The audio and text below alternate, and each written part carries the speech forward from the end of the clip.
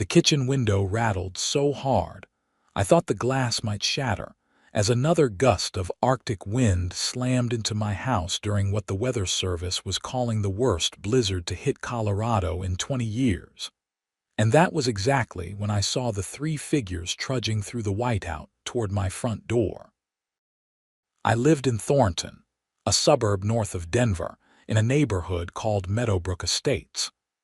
The community had been built 5 years ago, and with it came an HOA that had slowly transformed from a reasonable governing body into something resembling a totalitarian regime. The transformation coincided almost perfectly with when Patricia Vanderhoff became president 2 years ago. Patricia was everything you would expect from the stereotypical HOA president. 53 years old, blonde highlights that were always fresh, designer athleisure where that probably cost more than my monthly mortgage, and an expression that permanently looked like she had just smelled something offensive. She drove a white Mercedes SUV with a license plate frame that read "Blessed Beyond Measure," and had never worked a day in her life thanks to her husband's tech money. I am Vincent Lawson, and I had been battling with Patricia and her HOA board for the better part of 18 months.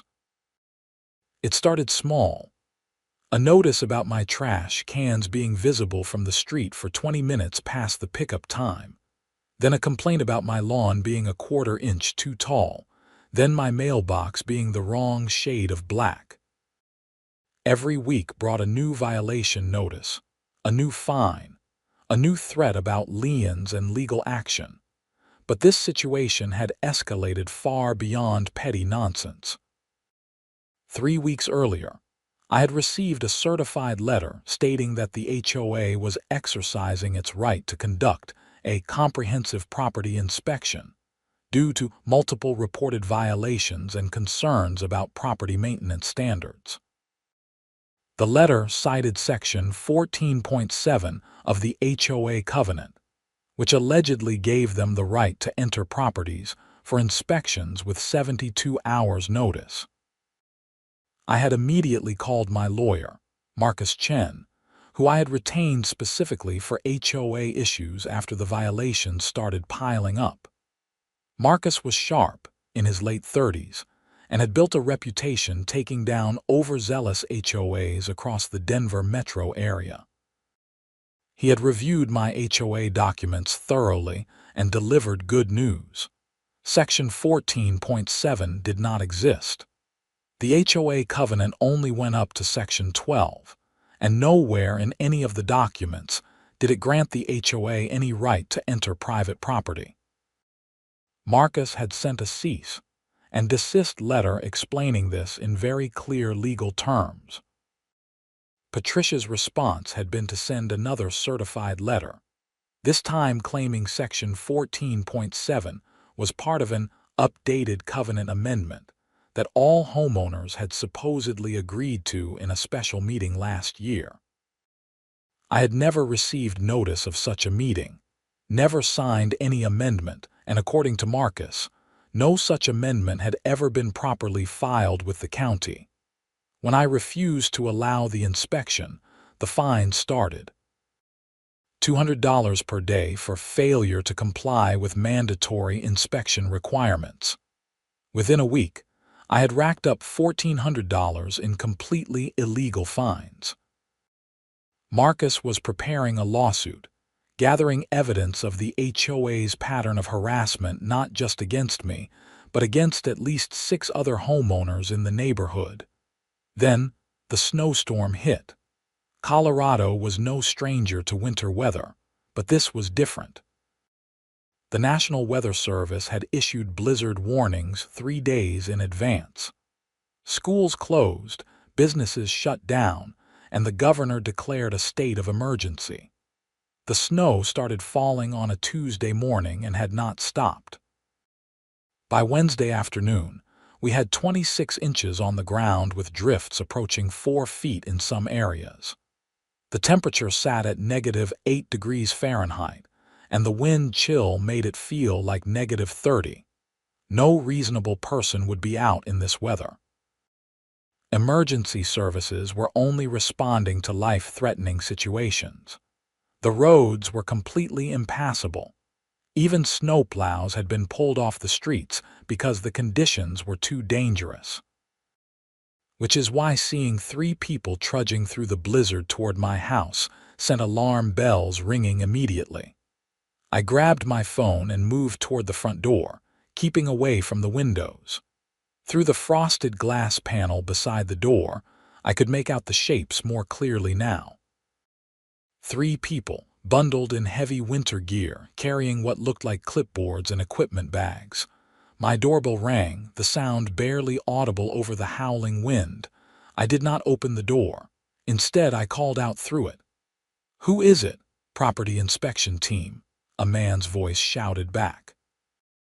"We're here for the mandatory inspection of this property." My blood ran cold and then immediately boiled. They were actually trying to do this, in the middle of a blizzard, during a state of emergency. "You need to leave," I called back. "You have no legal right to be here and you're trespassing." "Sir, we have authorization from the HOA to conduct this inspection," the voice responded. "You've been notified multiple times. If you don't comply, the fines will continue to increase." I pulled out my phone and immediately called Marcus. He answered on the second ring. "Vincent, are you okay? This storm is insane." "Marcus, they're here. Right now. 3 people claiming to be an inspection team from the HOA. They're at my front door demanding to inspect my property." There was a pause. "You're joking. In this weather?" "I wish I was joking." "Don't let them in. Don't open that door under any circumstances. This is criminal trespassing at minimum. Record everything. I'm calling the police right now." "The police aren't responding to anything except emergencies." "Vincent, this is an emergency. These people are trying to force entry into your home during a blizzard. That's dangerous on multiple levels. Keep them outside, keep recording, and I'll handle it." The doorbell rang again, more insistently this time. Then someone knocked, hard enough that snow fell from the roof over the porch. "Sir, we're freezing out here," a woman's voice called out. "Just let us do our job and we'll be on our way." I felt a surge of anger. They were trying to use the weather that they had voluntarily chosen to come out in as leverage against me. "You chose to come out here," I shouted back. "I didn't ask you to come. You need to leave immediately before I call the police." "We're authorized personnel conducting official business," the first man's voice said. "If you continue to obstruct us, we'll have no choice but to add additional violation fees." That was when I heard my garage door rattle. Someone was trying to open it. My house had a detached garage, accessible from the side yard. The electric opener was locked, but someone was definitely trying to force it. I moved quickly through my kitchen to the door that led to the garage, making sure it was locked and deadbolted. Through the small window in the door, I could see a figure in the garage, clearly having forced open the side door that led from the yard. This had crossed from harassment into breaking and entering. I started recording video on my phone, capturing the figure in my garage as they shined a flashlight around, examining my belongings. "Hey," I shouted, pounding on the door. "You're trespassing. Get out of my garage now." The figure turned, startled, then quickly moved back toward the side door they had entered through. My front doorbell rang again, and this time it did not stop. Someone was just holding their finger on the button. I was shaking with rage and adrenaline. This was not just HOA overreach anymore. This was a coordinated attempt to illegally enter my home using fake authority. My phone rang. It was Marcus. "Don't answer the door," he said immediately when I picked up. "I just got off with Thornton PD. They're sending a unit, but it might take a while in this weather. I'm also on my way." "Marcus, you can't drive in this. It's a blizzard." "I have a Jeep with snow tires and I'm only 15 minutes away in good weather. I'll make it." In the meantime, I need you to do something for me.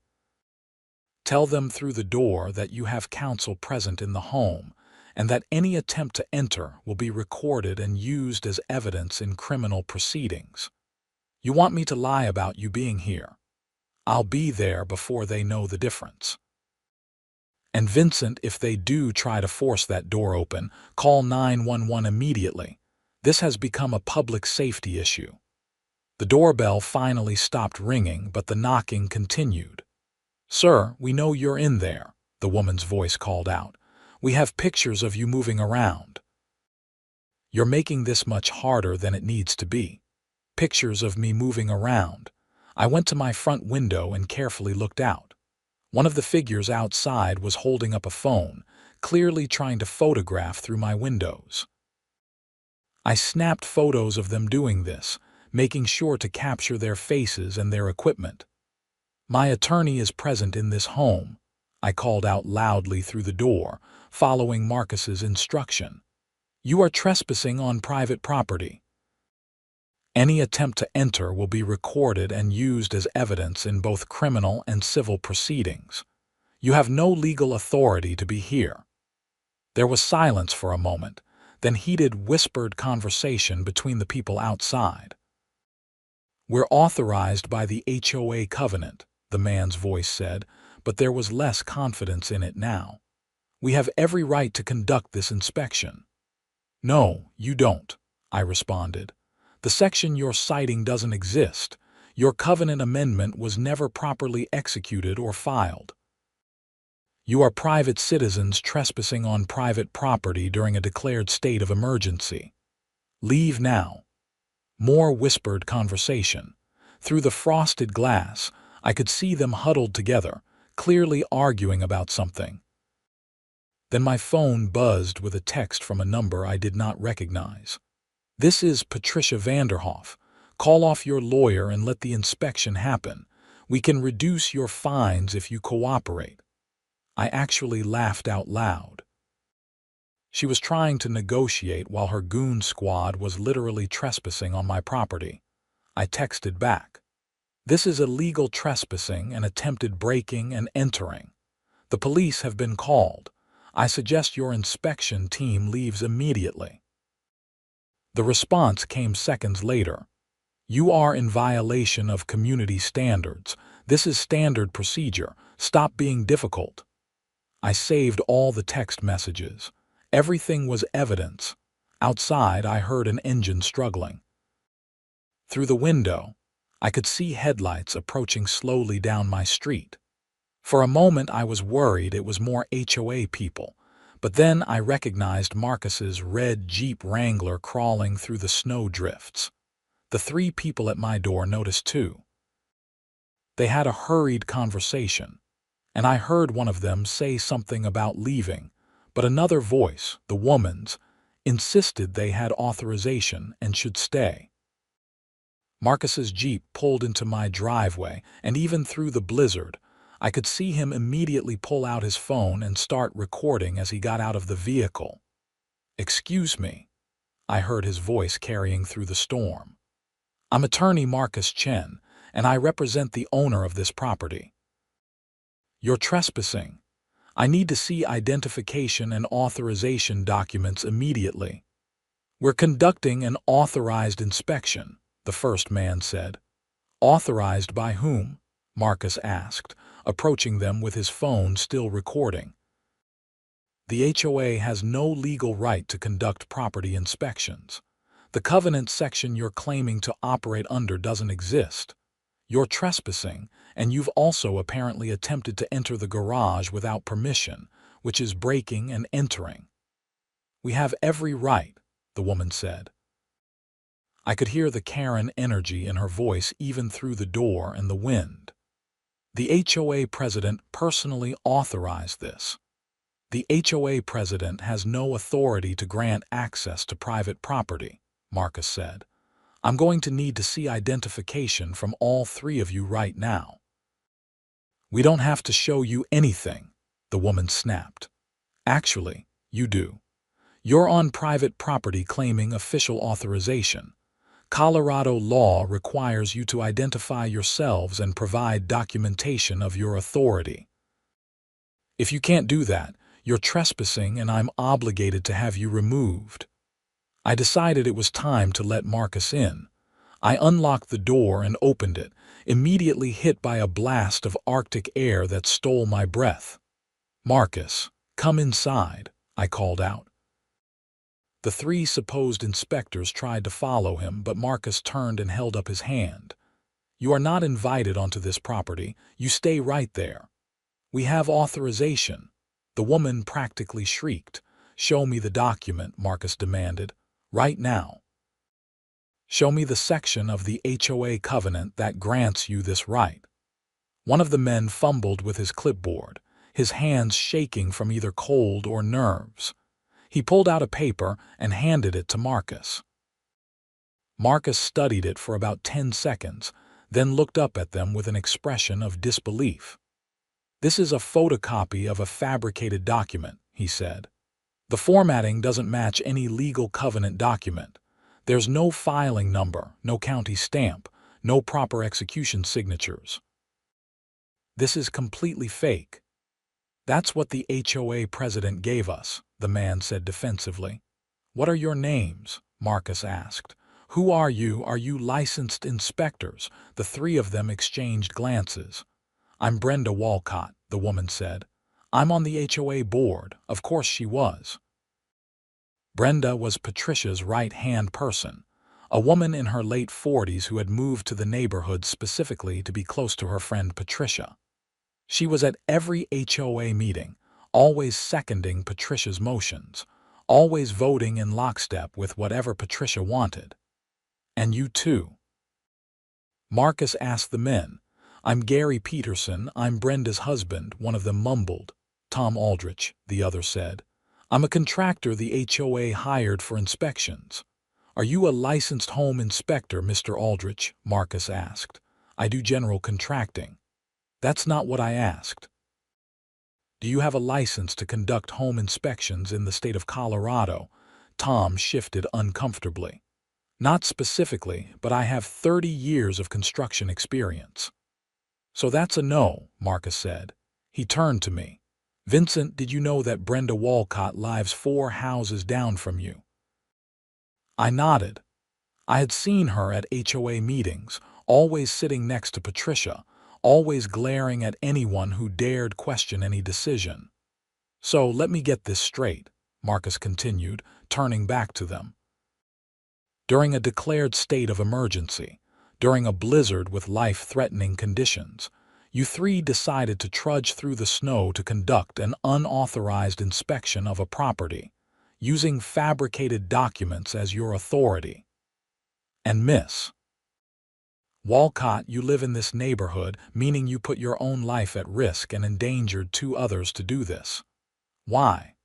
"Because he keeps refusing to cooperate," Brenda shouted. "He thinks he can just ignore the rules. He thinks he's special." "What rules?" Marcus asked calmly. "Name the specific rule he's violating that required an emergency inspection during a blizzard." Brenda sputtered. "He's had violations, multiple violations. His trash cans, his lawn, his mailbox was the wrong color." "Those are all exterior violations that could be observed from the street and have already been addressed in violation notices," Marcus said. "None of those require entering his property. So, why are you really here? What were you planning to inspect inside his home?" None of them answered. "Let me guess," Marcus continued. "You were hoping to find anything that you could cite as a violation. Maybe his water heater is older. Maybe his furnace has some dust. Maybe his smoke detectors are not the latest model. You wanted to manufacture violations to justify the harassment campaign." "This is harassment," Brenda screamed, her voice cracking. "We're just trying to maintain community standards." "You're trespassing," Marcus said flatly. "And you attempted to enter his garage without permission. Mr. Lawson has video evidence of one of you forcing open his garage door and entering the structure." Tom paled visibly. "I didn't break anything. I just looked inside.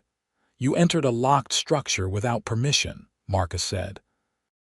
That's second-degree criminal trespass under Colorado law, a Class 4 felony if you intended to commit a crime while inside. I didn't intend to commit any crime. Then why did you enter? Tom looked at Brenda, who looked like she wanted to melt into the snow. That was when we heard the sirens. Despite the blizzard, a Thornton police SUV was making its way down the street, lights flashing. Brenda immediately started walking toward the street. Come on, we're leaving. You're going to want to stay right there, Marcus called after her. The police are going to want to speak with you. We didn't do anything wrong, she shouted back, but she stopped walking. The police SUV pulled up behind Marcus's Jeep, and 2 officers got out. They were bundled in heavy winter gear, and neither looked happy about being out in this weather. Marcus immediately approached them, holding out his identification. Officers, I'm Marcus Chen, attorney representing the homeowner. These 3 individuals have been trespassing on private property, and one of them committed criminal trespass by forcing entry into a locked garage. The older of the 2 officers, whose nameplate read Rodriguez, nodded and approached the group. All right, what's going on here? Brenda launched into her explanation before anyone else could speak. Officer, we're from the HOA. We're just trying to conduct a standard inspection that this homeowner has been refusing to comply with. This is all a misunderstanding. Madam, do you have authorization to be on this property? Officer Rodriguez asked. Yes, we have authorization from the HOA. I'm going to stop you right there, the officer said, his tone making it clear he had dealt with HOA issues before. Does this homeowner have a legal obligation to allow you onto his property? Yes, it's in the covenant. Marcus stepped forward. Officer, may I provide some context? Rodriguez nodded. Marcus quickly explained the situation. The fake covenant section, the harassment campaign, the escalating fines, and now this attempted forced inspection during a blizzard. He showed the officer the fabricated document they had been carrying. Rodriguez studied it, then looked at Brenda. Madam, this document has no legal standing whatsoever.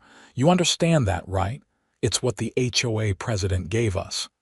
That doesn't make it legal, Rodriguez said. He turned to Tom. Sir, did you enter this man's garage? Tom looked like he wanted to disappear. I just looked around. I didn't take anything. Did you have permission to be in there? The HOA authorized it. The HOA doesn't own that garage, Rodriguez said. Did the property owner give you permission? Tom did not answer. Rodriguez sighed deeply. All right, here's what's going to happen. Mr. Chen, does your client want to press charges? I spoke up from my doorway. Absolutely. Brenda gasped. You can't be serious. We're your neighbors.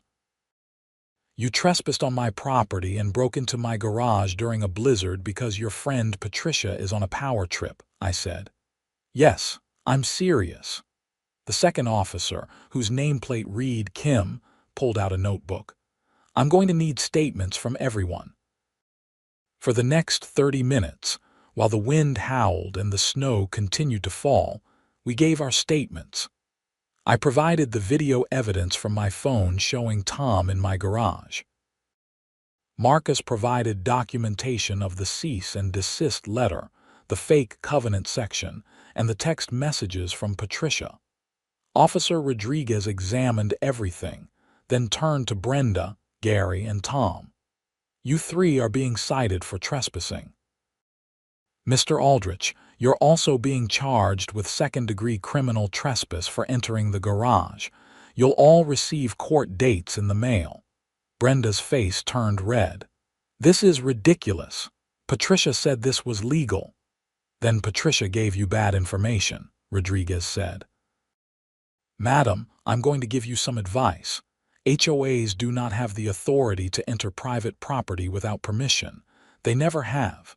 I don't care what your covenant says or doesn't say. Colorado law is very clear on this. What you did today was illegal, but he's violating community standards. That's a civil matter between him and the HOA, Rodriguez said. It doesn't give you the right to trespass or break into his garage. Now, I suggest you all head home before this weather gets any worse. Gary, who had barely spoken the entire time, tugged on Brenda's arm. Come on, let's go. This was a mistake. No, Brenda pulled away from him. Patricia said we needed to do this. She said if we didn't get proof of violations, the lawyer would win and then everyone could just ignore all the rules. That was the admission Marcus had been waiting for. His eyes lit up, and I knew he had just gotten exactly what he needed for the lawsuit. Miss Walcott, Marcus said carefully, are you saying that Patricia Vanderhoff, the HOA president, specifically instructed you to conduct this illegal inspection to manufacture evidence of violations? Brenda seemed to realize she had said too much. I didn't mean that. I meant she said we should follow the proper procedures. That's not what you just said, Officer Rodriguez noted. You said she told you to get proof of violations. Brenda clamped her mouth shut and refused to say anything more. Officer Kim handed out the citations, and the three would-be inspectors trudged back toward the street. Gary had apparently driven them all in his truck, which was parked 3 houses down. We watched them climb in and slowly drive away through the snow. Mr. Lawson, Officer Rodriguez said, turning to me. I recommend you get a restraining order against your HOA. This behavior is way beyond normal. We're already preparing a lawsuit, Marcus said. But yes, a restraining order is a good idea too. After the officers left, Marcus and I went inside. My house was warm and comfortable, a stark contrast to the Arctic conditions outside. That was insane, I said, finally allowing myself to relax slightly. They actually tried to do it. They did more than try, Marcus said, pulling out his laptop from his bag. They attempted it, failed, admitted to a conspiracy on recording, and provided us with enough evidence to not only win the lawsuit but potentially press criminal charges against Patricia Vanderhoff. Can we really go after her criminally? Conspiracy to commit criminal trespass, fraud, intimidation, harassment. Vincent, she created fake legal documents and instructed people to illegally enter your home. That's serious. Marcus spent the next hour documenting everything while the events were fresh. He had recorded the entire confrontation outside, capturing Brenda's admission about Patricia's instructions. Combined with my video of Tom in my garage, the fake documents, and the text messages from Patricia, we had an overwhelming amount of evidence. I'm going to file an emergency motion on Friday, Marcus said. The courts were closed the rest of the week due to the storm. We'll get a temporary restraining order against the HOA, prohibiting them from contacting you or attempting to access your property. Then we'll file the full lawsuit next week. What are we suing for?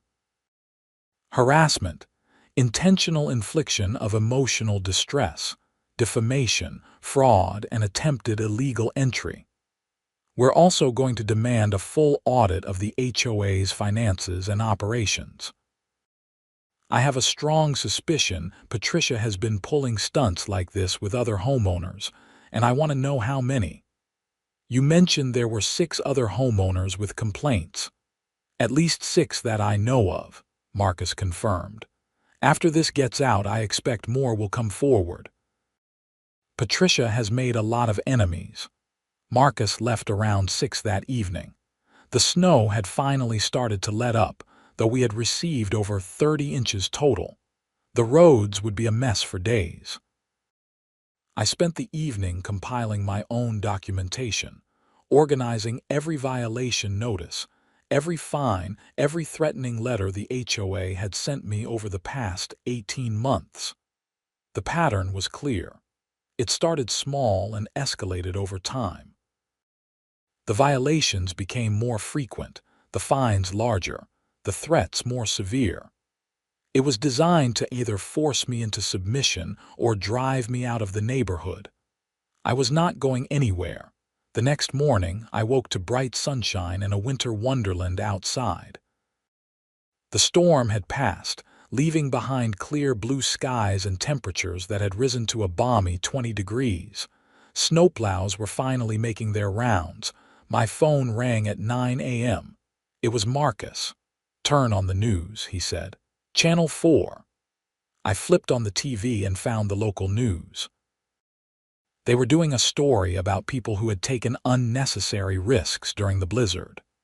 And there, caught on someone's doorbell camera, was footage of 3 people trudging through the blizzard. The news anchor was explaining that police had responded to a trespassing call and cited 3 individuals for attempting to conduct an unauthorized HOA inspection during the storm. "Someone in your neighborhood leaked the story," Marcus said. "It's going viral on social media." I checked my phone and found dozens of messages from neighbors. Most were supportive, expressing shock at what Patricia and the HOA had done. A few were from other homeowners who had their own HOA horror stories. One message was particularly interesting. It was from a woman named Sarah Brennan, who lived 2 streets over. She wrote, "I can't believe they did this to you. Patricia has been targeting my family too. We put up a swing set for our kids and she's trying to fine us $500 because it's not in keeping with community aesthetics. My husband is a police officer and even he can't get her to back off. Please let me know if your lawyer is taking other clients. A bunch of us want to join a lawsuit against her." I forwarded the message to Marcus. His response was immediate. "Perfect. The more plaintiffs, the better. Can you get me contact info for everyone who wants to join?" Over the next few days, I became the unofficial coordinator for anti-HOA sentiment in Meadowbrook Estates. 17 homeowners reached out with complaints about Patricia and the HOA board. The stories were remarkably similar. Petty violations that escalated to serious fines. Threats of liens. Selective enforcement of rules against people Patricia did not like while her friends got away with actual violations. One family had been fined for having a political sign in their yard during election season, despite the First Amendment protecting that right. Another had been told their Christmas decorations were excessive and given a violation notice, while Patricia's own house, which looked like it was trying to be visible from space with all the lights, received no complaints. Marcus compiled everything and filed the lawsuit the following Tuesday. The suit named Patricia Vanderhoff personally, along with Brenda Walcott and the HOA as an entity. We were seeking damages for harassment, emotional distress, civil rights violations, and fraud. We were also asking for an injunction to remove Patricia from the HOA board and to require a full forensic audit of HOA finances. That afternoon, I received a hand-delivered letter at my door. It was from Patricia's personal attorney, threatening me with a defamation lawsuit if I did not drop my baseless claims against her. Marcus laughed when I showed him. "Classic intimidation tactic. Let her file. We have everything documented." Patricia's lawyer sent another letter the next day, this time threatening Marcus directly with a bar complaint for unethical conduct. Marcus's response was to file a motion for sanctions against Patricia and her attorney for frivolous threats. Things moved quickly after that. The court granted our emergency restraining order, prohibiting Patricia, Brenda, and anyone acting on behalf of the HOA from contacting me directly or attempting to access my property. The HOA was also ordered to cease all collection attempts on the invalid fines. Patricia violated the restraining order within 48 hours. She showed up at my door at 7 in the morning, pounding on it and screaming that I was destroying the neighborhood, and that she would make sure I never felt welcome here again. I recorded everything from inside, never opening the door. Then I called the police. This time, Patricia was arrested for violating the restraining order. She was taken away in handcuffs, screaming the entire time about how unfair it all was, how she was just trying to maintain standards, how I was the real problem. The arrest made the local news again. This time, reporters started digging into Patricia's history as HOA president. What they found was disturbing. Over her 2-year tenure, the HOA had collected over $300,000 in violation fines. The previous board had collected less than $20,000 over 5 years. Where had all that money gone? The HOA's financial reports, which were supposed to be available to homeowners, had been unavailable for review due to administrative backlog for the past 18 months. A reporter from the Denver Post interviewed several homeowners, including me. The story they published was damning. It detailed Patricia's pattern of targeting specific homeowners, the fake covenant sections, the harassment campaigns, and now the criminal trespassing incident. The day after the story ran, I received a call from the district attorney's office. They wanted to discuss the possibility of criminal charges against Patricia beyond just the restraining order violation. The fake legal documents, the conspiracy to commit trespass, and the potential financial fraud were all being investigated. 2 weeks later, the state conducted its forensic audit of the HOA finances. The results were shocking. Patricia had been systematically embezzling money from the HOA for nearly 2 years. The $300,000 in violation fines had mostly gone into accounts she controlled. She had also been overcharging for administrative fees and pocketing the difference. In total, she had stolen over $400,000. Patricia was arrested again, this time for felony theft and fraud.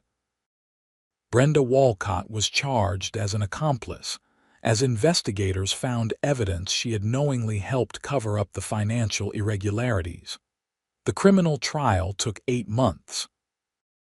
Marcus represented me and several other homeowners in the civil suit, which we paused pending the outcome of criminal proceedings. The evidence was overwhelming. Bank records, emails between Patricia and Brenda discussing how to maximize fine revenue, and testimony from Tom Aldrich, who agreed to cooperate in exchange for having his charges reduced. Tom testified that Patricia had specifically told him to find violations, even if he had to use his imagination. He said she wanted ammunition to go after homeowners who questioned her authority.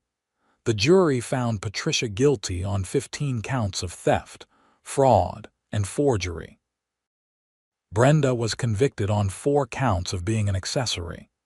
Patricia was sentenced to 6 years in prison and ordered to pay full restitution to the HOA.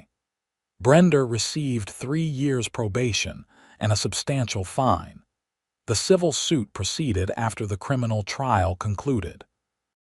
With Patricia's criminal conviction, the civil case was essentially won before it started.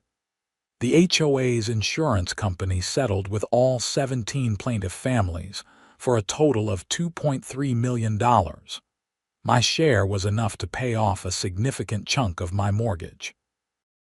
More importantly, the settlement required a complete restructuring of the HOA. Patricia and Brenda were permanently barred from serving on the board.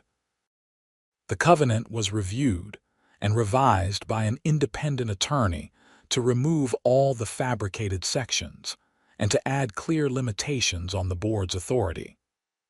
All existing fines were voided, and homeowners received refunds from the recovered stolen money. The neighborhood voted in a new board that focused on actual community maintenance rather than petty enforcement. They fixed the roads, updated the common areas, and made the HOA something that actually benefited residents rather than terrorizing them. I ran into Gary Peterson at the grocery store about a year after everything concluded. He looked embarrassed when he saw me. "Vincent, I just want to apologize," he said quietly. "I should never have listened to Brenda. That whole thing was insane.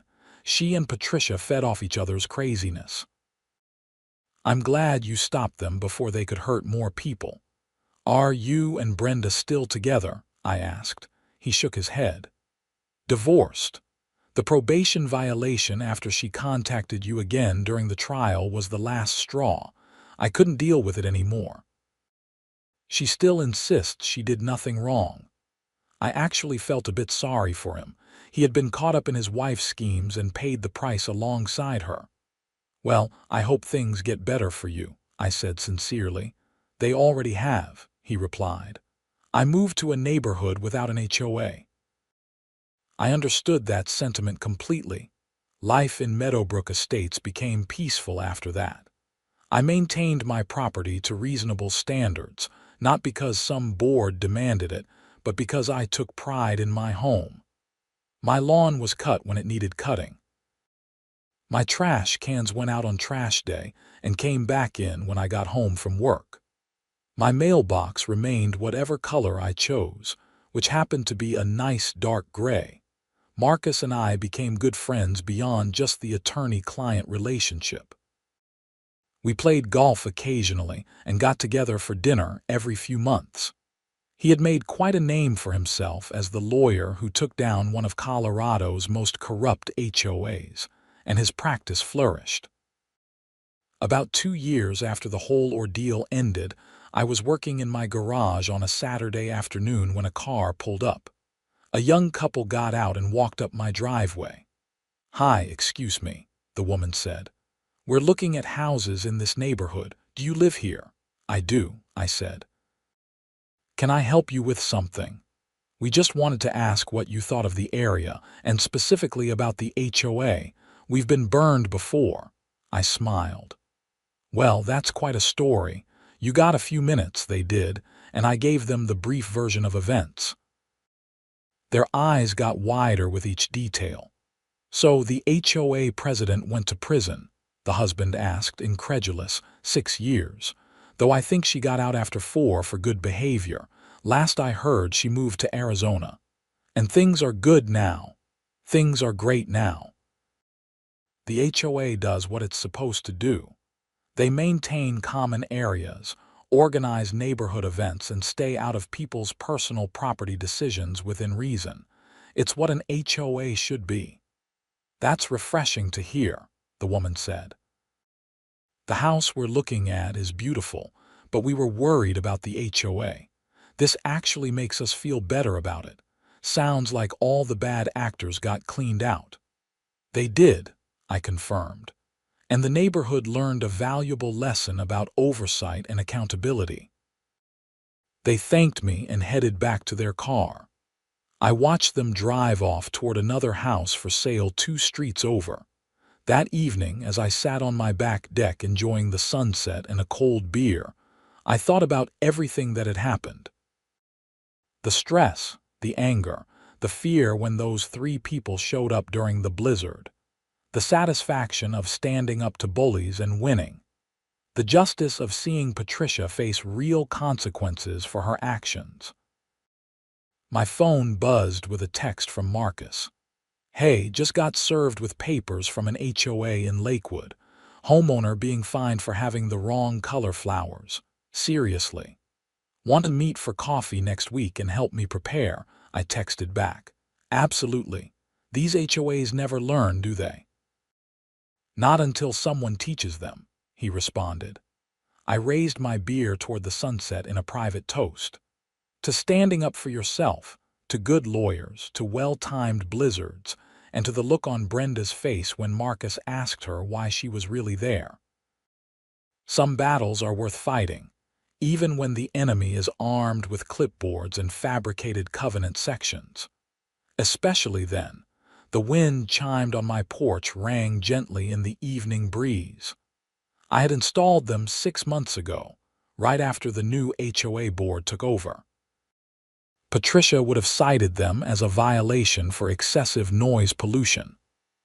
The new board did not care because wind chimes are not excessive, and it was my property.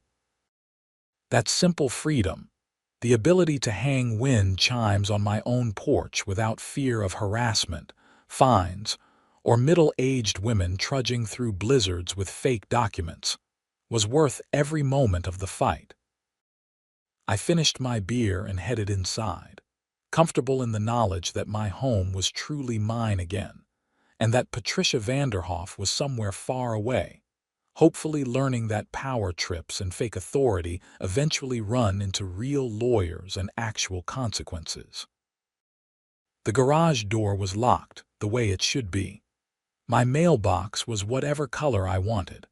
My lawn was maintained to my standards, and nobody was going to show up during the next snowstorm with clipboards and threats. Justice, it turned out, was worth waiting for. Especially when you had it on video.